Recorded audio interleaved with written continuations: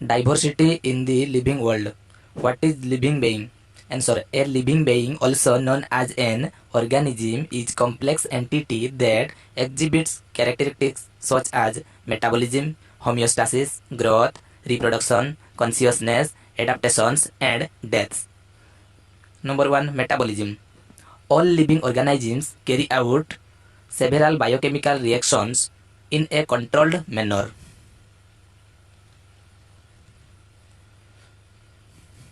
The sum total of chemical reactions involved in maintaining the living states of the cells and the organism is called metabolism. It involves exchange of matter and energy between the organism and its environment and its transformation within the organism itself. These chemical reactions are carried out by biocatalysts called enzymes. It can be divided into two categories, that is anabolism and catabolism.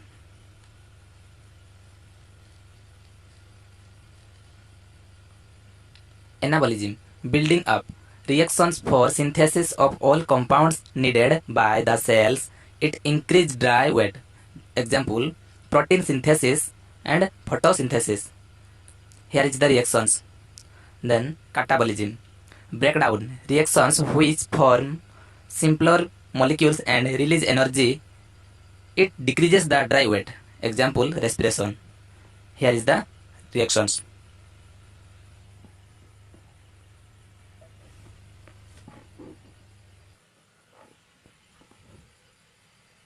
Metabolism is no doubt a defining property of all living beings without exception, but non-living things also show metabolism.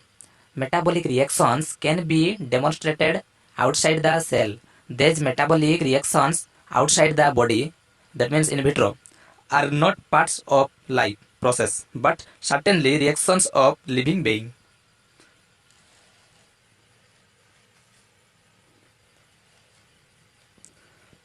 Then number 2, homeostasis.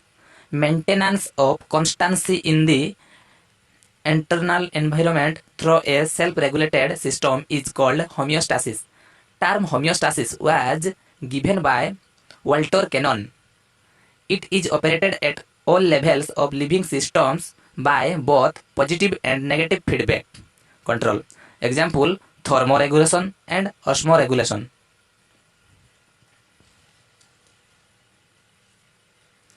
Then bit number 3, growth. It is an irreversible increase in mass and size of a tissue or an organism during its life history. It is due to synthesis of protoplasm, means protoplasmic growth, cell division, and synthesis of intercellular materials, means apoplasmic growth. Growth occurs when anabolism exceeds catabolism. When catabolism exceeds anabolism, degrowth occurs.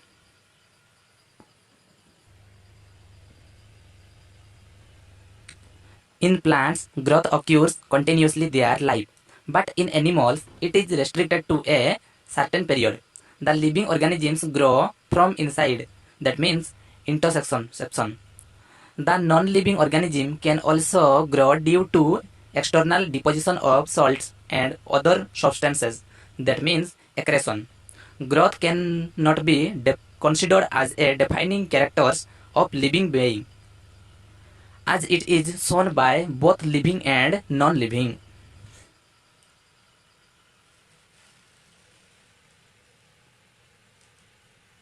Then bit number 3, that is reproduction. Reproduction means production of own kind for continuity of the race. It may be sexual or asexual, that means fission, budding, sporulation, etc. are the asexual mode of reproduction. In planaria, true regeneration causes increase in its number. In unicellular organisms like bacteria and protozoans, etc., the growth and reproduction are synonymous.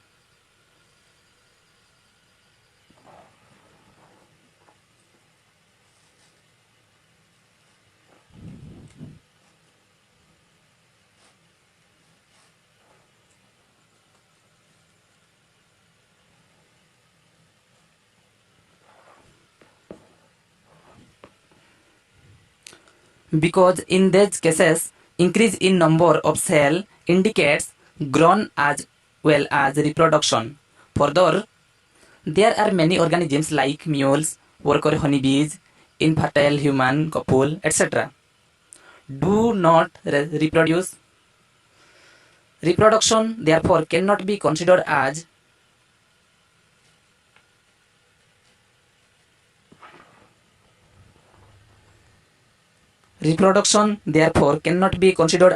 defining character of living being. Then number 4, consciousness. It is sensibility or alertness of the organisms to their environment and response to these external stimuli. Living organisms respond to various external factors like light, water, temperature, air, and other organisms. Photoperiod means length of the day. Regulates reproduction in some plants and animals, that is seasonal breeders. All organisms are conscious of their surroundings. Consciousness is therefore considered as a defining character of living being. But the self-consciousness is that is awareness of himself is a unique feature of man, but not all living organisms. Then number 5, adaptations. Useful variations in the form, structure, and behavior of living organism in response to environmental changes is called adaptations. These are two types, that is short-term adaptation and long-term adaptation. First one, the short-term adaptations. These are temporary variations which develop in response to temporary conditions of the environments. These variations last for short-term adaptation.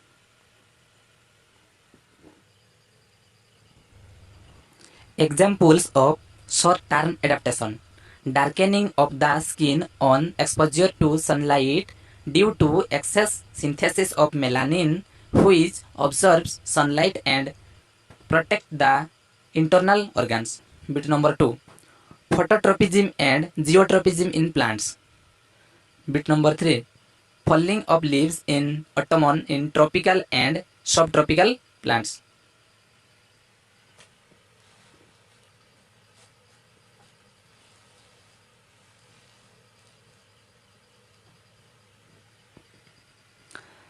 Then come to number 2, long-term adaptations. These are permanent changes in structures which have developed over thousands of years through natural selections.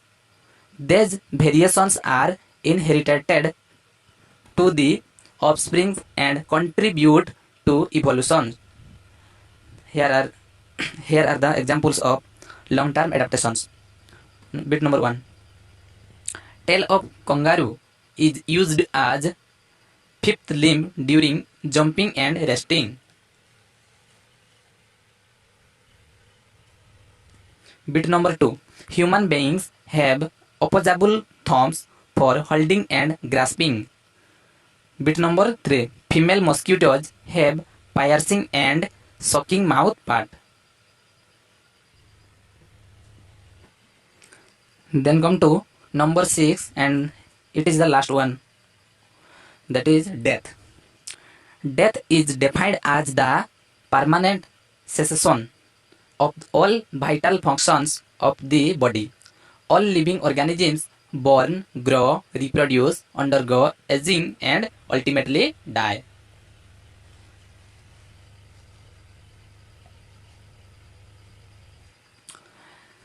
Here are two types of death, that is first one is clinical death. Clinical death is the medical term for cessation of vital life activities like heartbeat, pulse, and breathing. Most of the organs, that means eyes, kidney, etc., remains alive after clinical death, which can be used for transplantation. Bit number 2, that is biological death or brain death. Biological death or brain death is the death of tissues in brain due to non-availability of nutrients and oxygen. Most of the organs become dead after biological death. These organs cannot be used for transplantation.